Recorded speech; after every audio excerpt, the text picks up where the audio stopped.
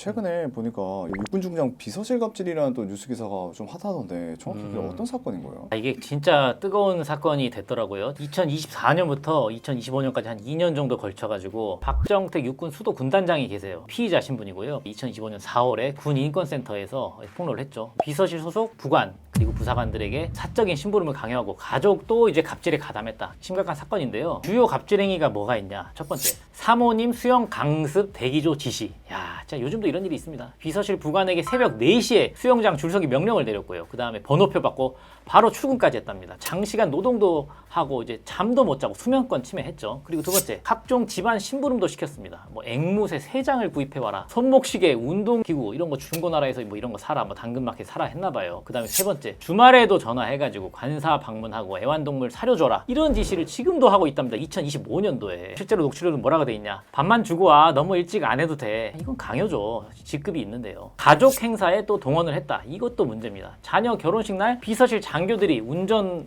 하게 하고, 그 다음에 하객 응대하게 하고, 뭐 짐 운반하게 하고, 그리고 이제 식사 자리가 부족하니까 직원들은 밥 먹지 말고 그냥 가라. 밥도 못 먹어요. 결혼식 갔는데 축의금 냈을 텐데. 이거 거의 뭐 노예를 부렸죠. 그리고 민원성 사적 업무를 또 지시를 하셨어요. 그 중에 하나가 VIP 경기 티켓 구하기, 길고양이 포획, 집 보수, 청소 직접 처리. 이게 지금 웃으라고 하는 말씀이 아닙니다. 정말 이런 일을 지시를 했어요. 커튼을 설치하고, 뭐 침대를 이동하고, 화장실 수리하고, 이건 부하 직원이 또 담당하게 했고요. 공식석상에서는 숨기고 은밀하게 1대1로 본인도 좀 창피하거나 이게 정당한 지시가 아니다라는 걸 알긴 한 모양입니다. 지시가 투명하지 않게 불투명하게 진행이 됐다.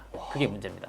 이제는 이제 이런 것들이 진짜 문제가 되는 것 같긴 해요. 아, 그렇죠. 근데 옛날에는 이런 매체가 없었어요. 그리고 잘 모르니까 이게 당연한 거라고 나 인식을 하고 살았는데, 이거는 당연한 정도가 아닌 게 아니라 위법행위, 처벌이 될 수 있는 행위란 말입니다. 국민 여론은 지금 그래서 이런 일이 또 있었어, 반복되는 갑질에 지금 분노를 하고 있고요. 그리고 우리 다 아는 사건 있잖아요. 박찬주 사건이라고. 옛날에 그분 사건 이후에 아무것도 이제 바뀌지가 않았구나 라는 게 이제 분노를 사고 있고요. 그래서 국방부의 전수조사 그리고 엄중 문책을 지금 요구한 그런 상황이 됐죠. 그래서 지금 현재 상황을 들어보면 박정택 중장 이분은 이제 직무 정지 조치가 됐습니다. 직무 배제됐고요. 그 다음에 국방부는 사실 확인 이후에 이제 징계 절차에 착수하겠다, 지금 그렇게 발표를 했죠.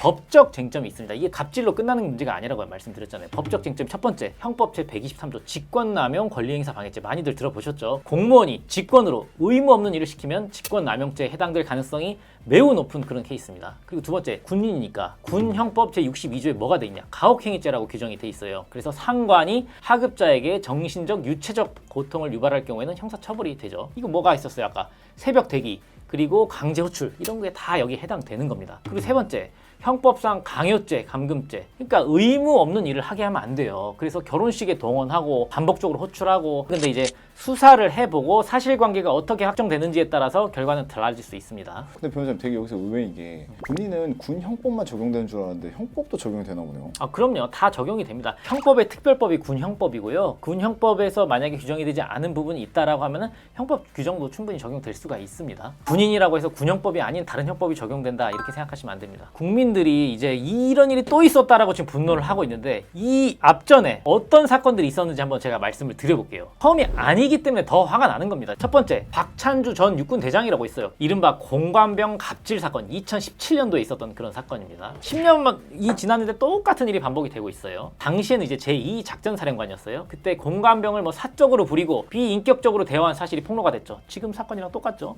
그래서 부인과 함께 공관병들에게 지속적인 가혹행위를 일삼았다라는 다수의 증언이 이제 제기가 된 그런 사건이었습니다. 거기 주요 행위가 뭐가 있었냐? 사적 호출 시스템. 그래서 부인이 집 안에서 전자 호출벨을 누르면 공관병이 즉시 달려오도록, 무슨 개를 부릅니까?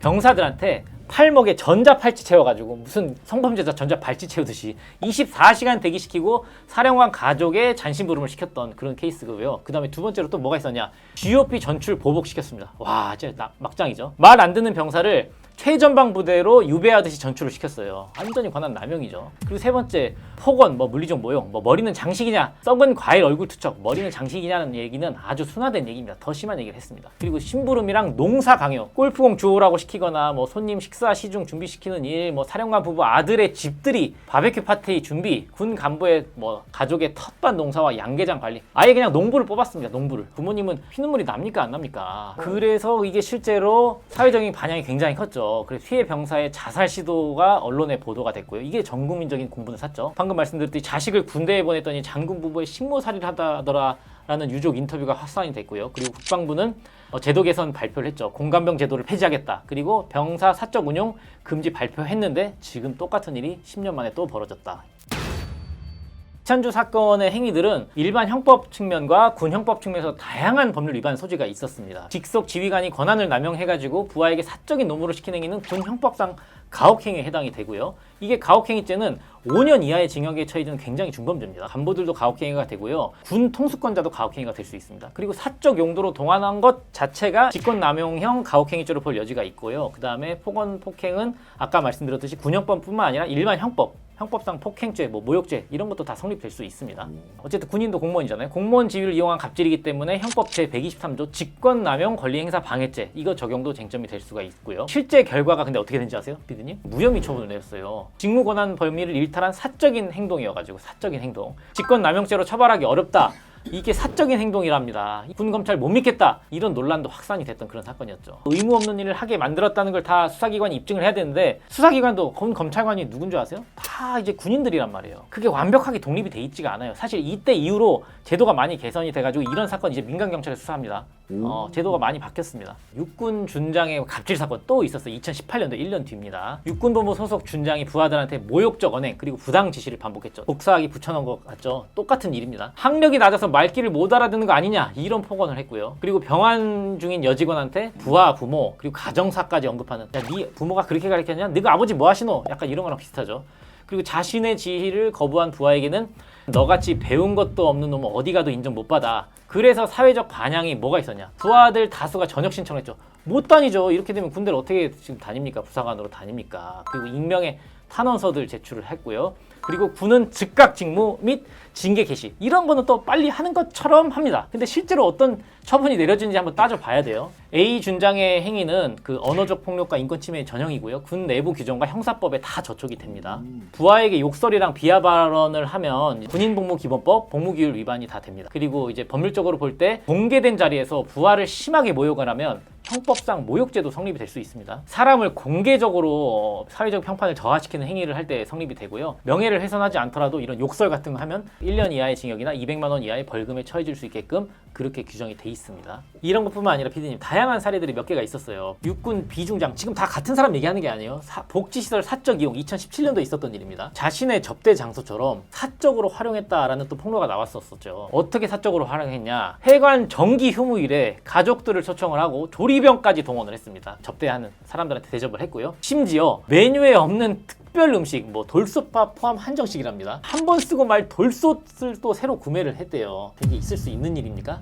회관에도 없는 신선한 회를 먹고 싶다고 하면서 부대 인원을 노량진 수산시장까지 보내가지고 회 떠오게 했답니다. 그래서 공적인 시설 인력을 아주 사적으로 남용을 했고 정말 이런 발상 자체를 했다는 것 자체가 놀랍지 않습니까? 피디님 옛날에 또 이런 것들도 많았어요. 개인 비서화 사례, 실제 사례입니다 여러분. 고위 지휘관들이 병사들을 테니스 파트너 그리고 자녀 과외교사 이런 걸로 사적으로 이용하는 일이 비일비재했죠. 막 좋은 학교 다니는 학생들은 과외교사로 그냥 너 와가지고 우리 아들 가르쳐 하는 거예요. 그리고 스키 특기 병사를 자신의 스키 강사로 활용했답니다. 그리고 미대 출신 병사한테 간부 부인의 그림 가정교사를 시키고 재능 기부라고도 볼 수 있겠지만 이렇게 하면 안 된다는 거예요. 2017년도에 강원도의 한 부대에서는 새로 부임한 장군의 이삿짐 운반에 중대본부 병력이랑 군 트럭이 동원됐어요. 그리고 감찰 결과 해당 장군에게는 이제 구두 경고가 내려졌답니다. 아니 이걸 잘못했는데 경고밖에 안 간다고요? 이거는 신분을 박탈해야죠. 박탈을 안 되면은 정직을 하든지 강등을 하든지 이런 중징계가 내려졌어야 되는데 이런 걸 구두로 경고, 너 앞으로 그러지 마. 이러니까 이런 것들이 없어지지가 않고 계속 반복이 되는 겁니다. 그래서 공식 임무 외에 병력을 사적으로 쓰는 행위 명백한 규정 위반입니다. 이거는 왜 개선이 안 되는 걸까요? 그게 이유가 두 가지가 있어요. 첫 번째가 이게 사람의 선의에만 기대해가지고 제도가 바뀌지 않은 상태에서 그대로 이런 일이 있었으니까 앞으로 그러지 마. 구두 경고. 그러면은 이제 다음 사람도 야 앞전에 이런 일이 있었는데 그냥 구두 경고로 끝났다더라. 그럼 나도 똑같은 행위를 대도 되겠다라는 면죄부를 주는 거잖아요. 그렇기 때문에 제도와 처벌과 징계 수위를 높여놨었어야 되는데 그런 것들이 솜방망이 처벌, 솜방망이 징계가 이루어졌던 게 가장 큰 문제고요. 근본적인 원인 중에 하나는 군인을 군 검찰이 군 헌병대가 조사를 하면 그게 제대로 됩니까? 심지어 재판도 군사법원. 군사법원 판사는 누군지 아세요? 군인이에요. 군인들이 다 전시 사변 그런 상태에서 빨리빨리 재판을 하라고 그런 제도를 만들어놨는데 그거를 지금 상태에서 물론 지금도 전시입니다. 그래도 일반적으로 지금 군대에 있을 경우에 그렇게 군사법원에서 재판을 받게 하면 안 되기 때문에 그래서 지금은 이런 사건들 같은 경우는 민간경찰로 이첩이 돼서 수사가 공정하게 진행이 되는 측면이 있습니다. 그래도 아직 부족합니다. 처벌을 더 엄격하게 해야 됩니다. 그런 것들이 솜방망이로 했던 것들이 이런 거의 가장 큰 원인이었고요. 그래서 제가 말씀드리고 싶은 게 이런 갑질을 끊기 위한 제도적인 법적인 개선 방향을 좀 말씀드려보고 싶어요. 그게 첫 번째가 뭐가 있냐면 군 형법 및 형법 적용을 적극적으로 해석하고 실제로 기소로 이어지게 해야 된다는 겁니다. 이렇게 하려면 민간 경찰이 수사하고 민간 법원이 재판을 하게 만들어야 되고 실제로 지금 많이 개선이 됐어요. 그리고 두 번째, 직권남용 그리고 가혹행위 혐의는 예외가 아닌 기준이 되어야 된다는 거예요. 장성이 병력을 운영하는 지침에 형사적인 책임을 반드시 연기할 필요성이 있다고 저는 생각을 합니다. 너무나도 당연한 거가 당연하게 적용이 안 됐던 게 문제였었던 겁니다. 그리고 두 번째로 이제 군 조직 문화 자체를 이제 개혁을 해야 됩니다. 상명하복식 권위주의 문화잖아요, 사실. 지휘관 인성 검증 시스템 이런 것들도 강화해야 되고 진급 전에 인권 교육, 심리평가 필수화해야 되는데 사실 이런 것들이 말이 좋지 이게 뭐 가가지고 교육 몇 시간 듣고 앉아 있으면 됩니까? 안 되잖아요. 결국은 처벌과 징계가 엄격하게 규정이 돼 있고 그런 상태에서 이런 제도적인 보완책이 부수적으로 들어와야 된다는 겁니다. 지금 사회에서는 다면평가하잖아요. 팀장도 팀원들한테 평가를 받습니다. 인사평가할 때. 근데 군대는 지금 윗사람이 아랫사람을 평가하지 아랫사람이 윗사람을 평가하는 것이 반영이 지금 잘 안 된단 말이에요. 그런 것들도 반영되게끔 인사 시스템 자체가 바뀌어야 됩니다. 세 번째, 감시하고 신고하는 시스템, 외부 기관의 감시 신고 시스템이 재정비가 돼야 됩니다. 국가인권위원회라든지 뭐 군인권센터라든지 이런 외부 기관의 실질적인 권한이 강화가 돼야 되고요. 내부 고발자 보호법을 군에도 적용하는 걸 좀 확대를 해줘야 됩니다. 그래야지 신고를 했는데 누가 신고했는지 다 찾아내. 그럼 누가 신고를 하겠습니까? 그런 보호 시스템이 확대 적용이 돼야 되고 그리고 익명 신고 시스템, 포상제도 이런 게 있긴 있는데 그렇다라고 하더라도 사실 익명으로 신고해도 색출해가지고 찾아내는 경우들이 실제로 많거든요. 그런 걸 찾아내는 사람은 강제 전역시켜야 됩니다. 그런 찾아내려고 하는 시도 자체를 원천적으로 못하게끔 법이 강화가 돼야 됩니다. 마지막으로 처벌의 일관성과 공개가 굉장히 중요하다고 말씀을 드릴게요. 그게 왜 그러냐면 이런 일이 있어도 구두 경고로 끝나니까 다음 사람도 와가지고 똑같은 일을 똑같이 반복하는 거예요. 2017년도에 있었던 일, 2018년도에 있었던 일, 그리고 2025년도 10년 만에 있었던 일이 똑같다라는 거는 징계라든지 처벌이 잘 안 됐다라는 거에 방증이라고 생각을 합니다. 그래서 이번 일이 터졌을 때 주위 사람들 다 이렇게 얘기했을 겁니다. 너 운이 안 좋았어. 운이 안 좋았던 거야. 운이 안 좋은 게 아니라 지금까지 운이 좋았던 사람들이 이제 앞으로는 발도 못 붙이게 이런 제도 자체를 개혁을 하고 바꿔야 된다, 강화해야 된다 그렇게 생각을 하고요. 이런 사건은 외부에서 수사를 받게 하고 외부에서 재판을 받게 해야 됩니다. 반복적인 적발을 할 경우에는 진급을 아예 못하게 하고 더 나아가서는 뭐 강등, 파면, 해임, 실질적인 그 인사상 불이익 조치가 반드시 필요하다 그렇게 생각합니다.